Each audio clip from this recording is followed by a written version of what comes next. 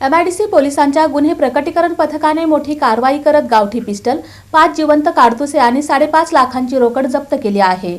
या प्रकरणी एका आरोपीला अटक करण्यात आली असून दुसऱ्या आरोपीचा पोलीस शोध घेत आहेत। MIDC पोलीस ठाण्याच्या गुन्हे प्रकटीकरण पथकाला मिळालेल्या गुप्त माहितीच्या आधारे नितीन नगर येथील कोंड्याल शाळेमागे सापळा रचण्यात आला। यावेळी रोहित रघुनाथ अहिरे वय 20 याला ताब्यात घेऊन त्याच्या बॅगची झडती घेतली असता एक देशी बनावटीचे गावठी पिस्टल, 5 जिवंत काडतुसे आणि 5,50,000 रुपयांची रोख रक्कम असा एकूण 5,87,500 रुपयांचा मुद्देमाल जप्त करण्यात आला।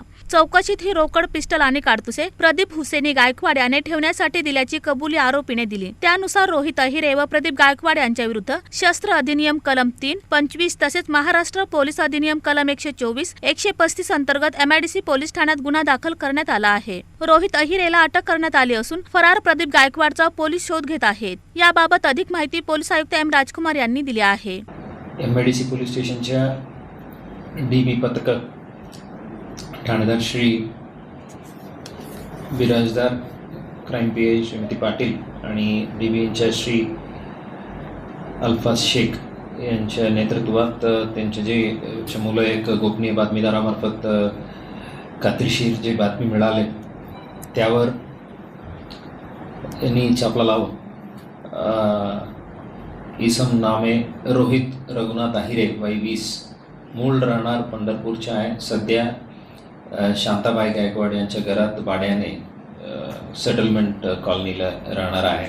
त्यांच्या ताब्यात जे स्पोर्ट्स बॅग होतं ते चेक केलं असता त्यात एक देशी बनावटी गावठी पिस्टल, 5 जिवंत काडतूस व 5,50,000च्या रोख रक्कम असा मुद्देमाल मिळून आलेले होतं। आणि जे रोख रक्कम सर्व गोष्टीबद्दल त्यात त्यांनी हे पिस्टल, काडतूस व रोख रक्कम ही त्यांच्या मित्रनामे प्रदीप हुसैनी गायकवाड राहणार सेटलमेंट फ्री कॉलनी सोलापूर त्यांनी यांच्याजवळ दिलं असं इन्फॉर्मेशन दिलं होतं। त्यावर आमच्या पुढील तपास चालू आहे। इन्फॉर्मेशन असं आहे, हे जे प्रदीप हुसैनी गायकवाड जे आहेत त्यांचे वडील हुसैनी गायकवाड त्यांच्या विरुद्ध कर्नाटक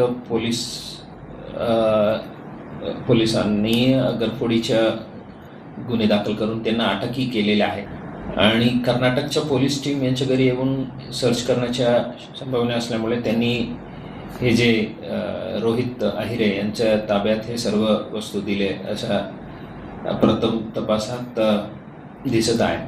ही कारवाई पोलीस आयुक्त M. राजकुमार, पोलीस उपायुक्त प्रीतम यावलकर, सहाय्यक पोलीस आयुक्त प्रताप पोमन, वरिष्ठ पोलीस निरीक्षक B.S. बिराजदार आणि पोलीस निरीक्षक संगीता पाटील यांच्या मार्गदर्शनाखाली पोलीस उपनिरीक्षक अल्फाज शेख व त्यांच्या पथकाने केली।